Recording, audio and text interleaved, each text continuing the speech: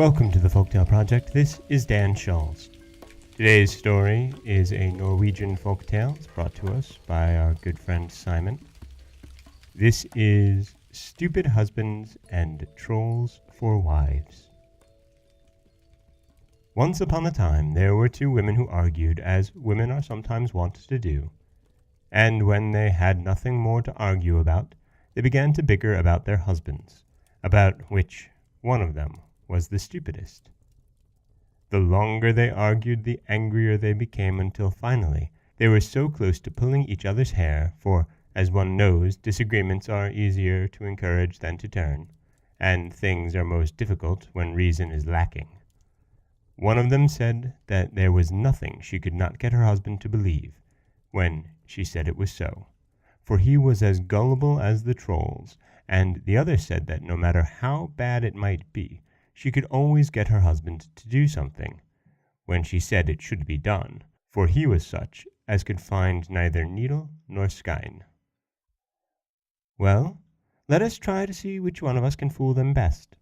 Then we shall see which of them is the stupidest," they said, and they agreed about this. So when her husband came home from the forest, one of the women said, "God help us! It is too bad. You are certainly sick, if you are not a coward." "There is nothing wrong but a want of food and drink," said the man.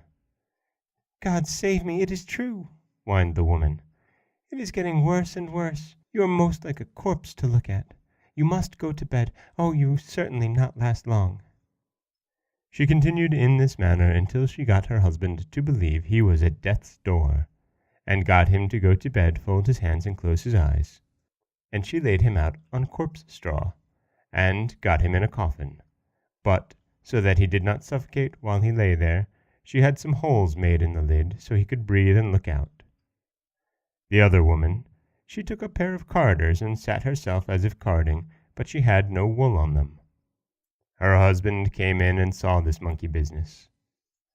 "There's little point in spinning without a wheel, but carding without wool is just womanly folly," said the man. "Without wool?" said the woman. "I have wool, but you cannot see it, for it is so fine," she said. When she had finished carding, she pulled forth her spinning wheel and began spinning. "No, this is pure madness," said the man. "You are sitting and spinning and cursing the wheel while you have nothing on it." "Nothing on it?" said the woman. "The thread is so fine that you need other eyes to see it," she said. When she was finished spinning, she dressed the thread, set up her loom with warp and weft, and weaved the fabric. Then she took it off the loom, pressed it, and cut it, and sewed clothes from it, for her husband. And when they were ready, she hung them in the stabber loft. Her husband could neither see the fabric nor the clothes, but now he had begun to believe that they were so fine that he could not see them, and so he said, "Yes, yes, when it is so fine, then it is so fine." But there came a day that his wife said to him, "Today you are going to a wake.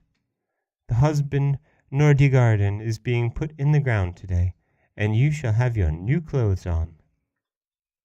Well, then, he was going to a wake, and she helped him put on his new clothes, for they were so fine that he might tear them apart should he help himself. When he came to the wake, they had already been drinking, both stiff and strong. I do not think the grief was any greater for seeing him in his new church clothes. But when they began to go to the churchyard, and the deceased looked through the breathing holes, he began to laugh and guffaw. "Oh, I must laugh now," he said. "Does Ola Sorrigarden go naked at my wake?"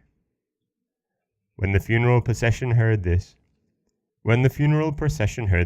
they were not slow to remove the coffin lid, and he, with the new church clothes, asked how it happened that he lay in the coffin, and yet spoke and laughed, he for whom they held awake.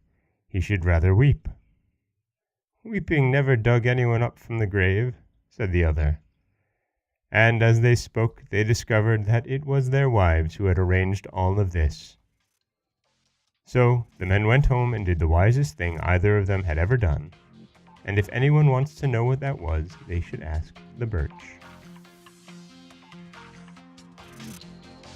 And that is Stupid Husbands and Trolls for Wives, a Norwegian folktale from our friend Simon at norwegianfolktales.blogspot.com.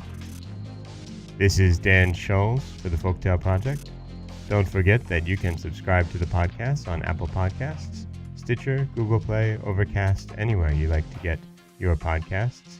You can also follow us on Twitter at Folktale Project. You can find us on Auto Radio, TuneIn Radio, and iHeartRadio. And you can always head over to folktaleproject.com, where you'll find a new story waiting for you every weekday morning. Thanks for listening.